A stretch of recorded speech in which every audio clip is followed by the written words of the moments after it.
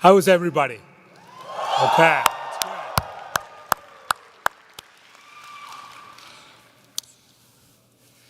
Thank you, Dean Yorsis, for that lovely introduction.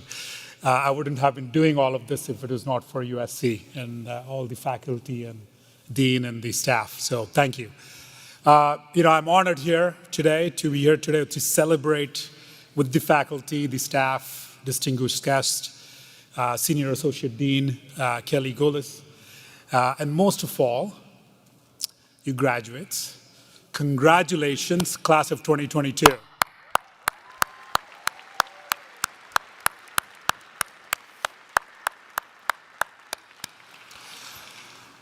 I know you've heard this before, and maybe you've heard it once or twice today, but you should all feel incredibly proud to be here, to be in this moment right now. So before we move forward, I want us to give a massive round of applause to all your loved ones, the staff again, the professors. So let's give one more round to people who supported you throughout.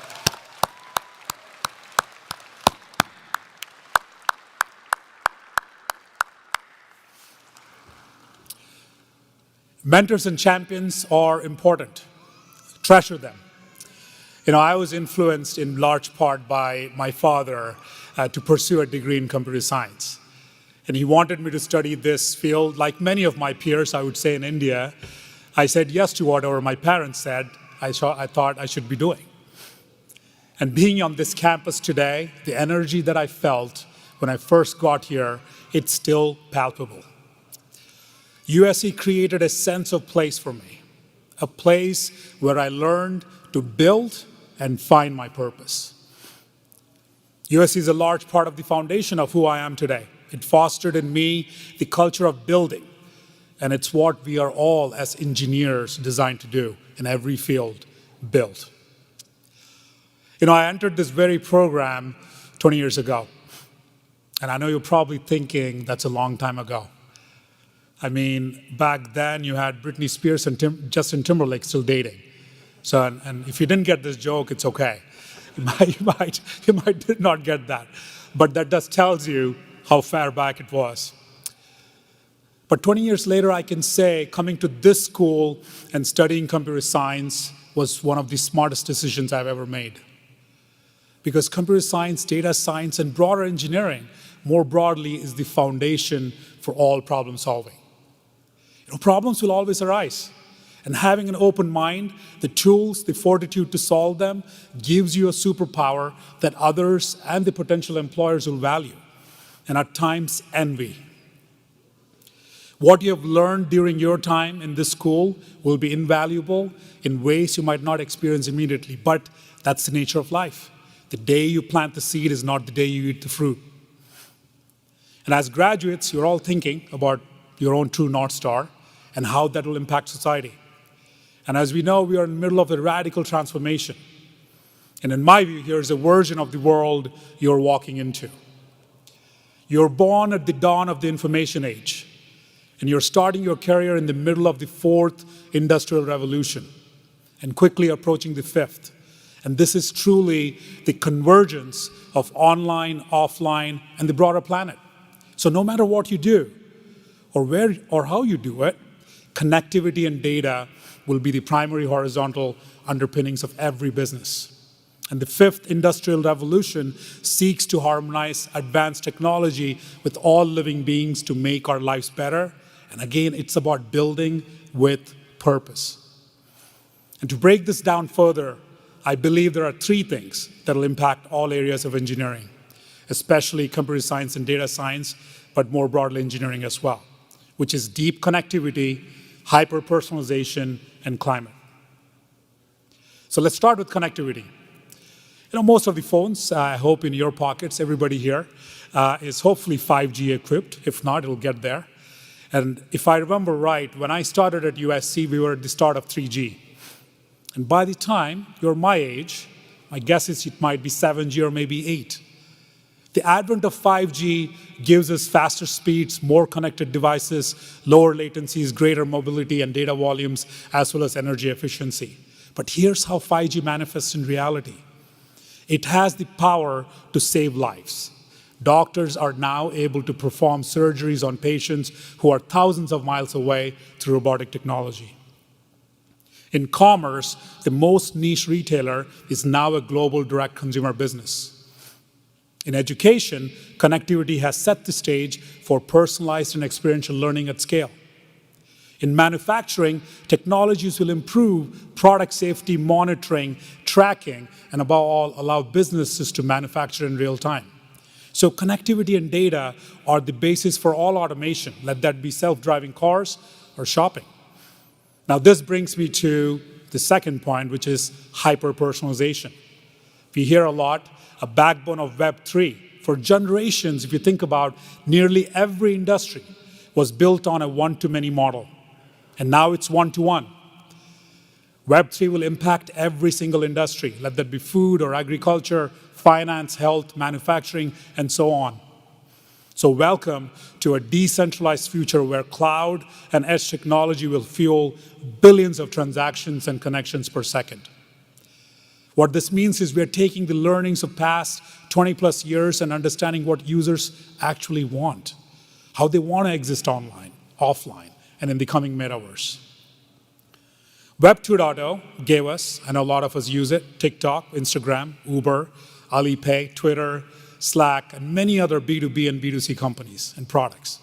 So what new businesses will sprout up from this next iteration of the internet?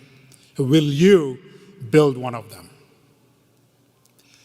We are embarking on a true creator-owner first economy with millions of one-to-one transactions.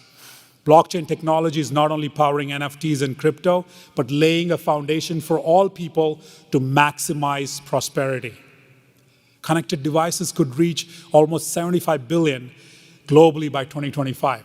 Virtually every surface we interact with will be internet-enabled. Think of all the data that will come from those screens. What is the value of that data?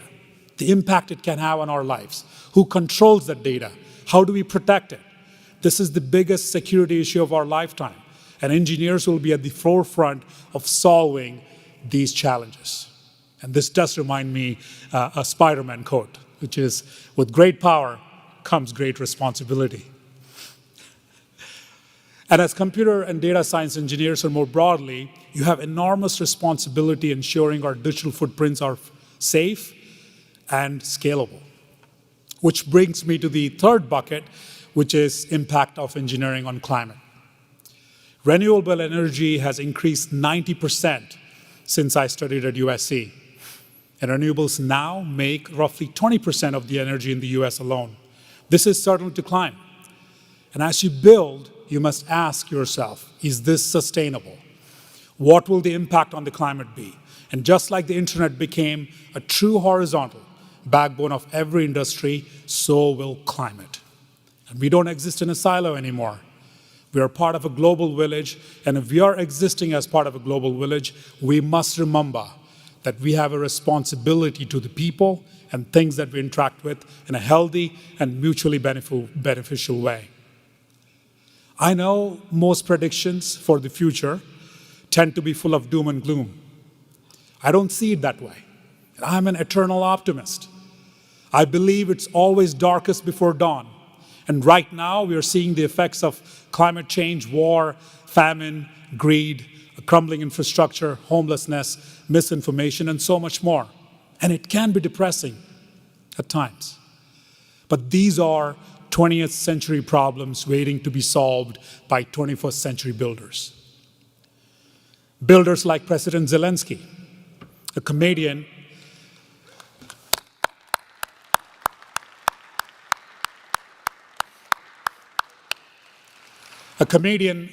who became a commander, leading a population fighting back against a 20th century relic.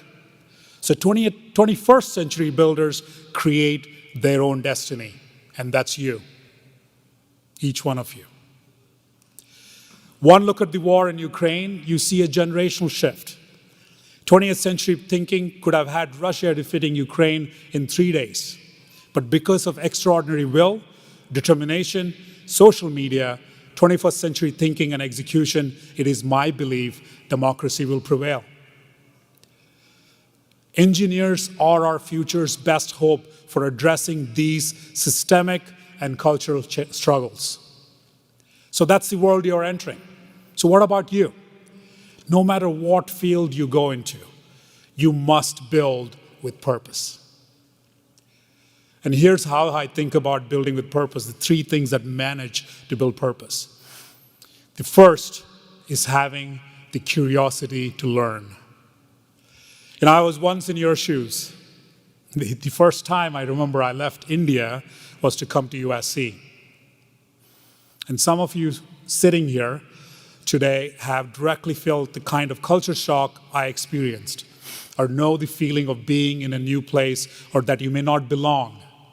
You're forced to be a student in more than just the academic sense. It's not easy.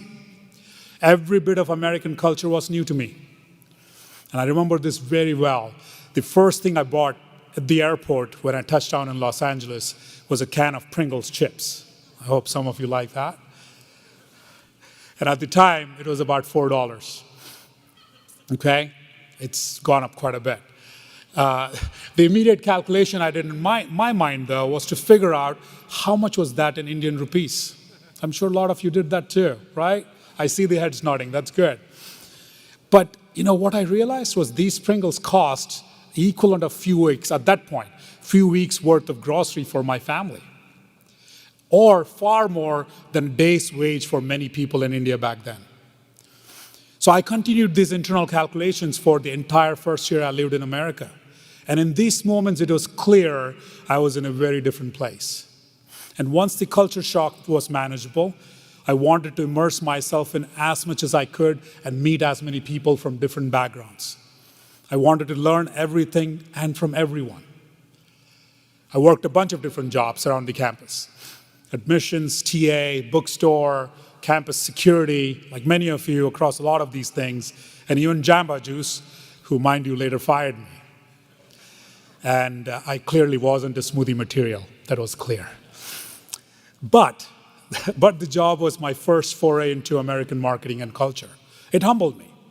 But regardless of the success or failure, that builder's curiosity led me to take something from every experience and inspired me to take positions in countries around the world.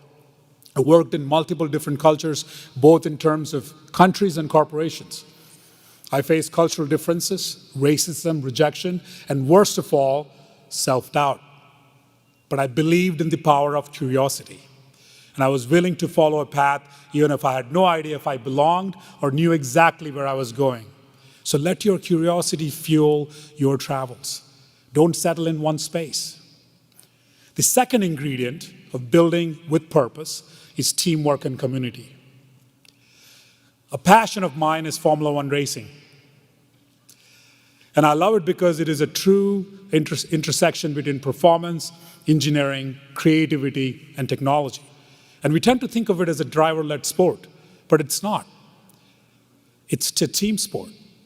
Scores of technicians and engineers study every facet of the car, the height, the aerodynamics, how fast the cars and pit crew change the tires, the communication system, the high-performance engines, and if anything is off even by a millisecond, the team risks defeat. So find or build a team with different skills that you can learn from, contribute to, but have a shared philosophy and culture. Companies with diversity of people, of talent, of ideas, of thought, and strong, unified cultures are often named the best places to work and outperform the S&P 500. Lastly, to be successful, you need a builder's mindset. No matter what you do, your mindset will be the largest determining factor. So building things knowing you will fail. Failure is painful, but it is the greatest R&D tool ever made. And if you are constructive about failures and keep them in perspective, you will use them to fuel your victories. The smartest people in the world are open, they're humble, and unafraid to fail. They're constantly learning and evolving. There is an expression in Bali that I recently learned. There is good soil absorbs the rain. And if you say you're not interested in doing something or you don't take it in, you're flooding the land. So let the rain come in, soak it in, and absorb what you can. When you look back at the arc of your life, chances are why you absorbed what you absorbed will make sense. The point is, don't undervalue the value of doing something. Venture somewhere knowing you're going to get lost. And doing something with purpose means you're doing it well. It doesn't mean that it is what you'll do forever, but remember, your journey creates an element of story. And it's about the daily work and all of the pieces that make up that work. And there's a lot of beauty in what happens on the way to the goal. So anything you will do or attempt to do will be great because it will be part of your story. So with that, I wish you the best as you build your future with purpose, and remember to always fight on. Thank you, and congrats.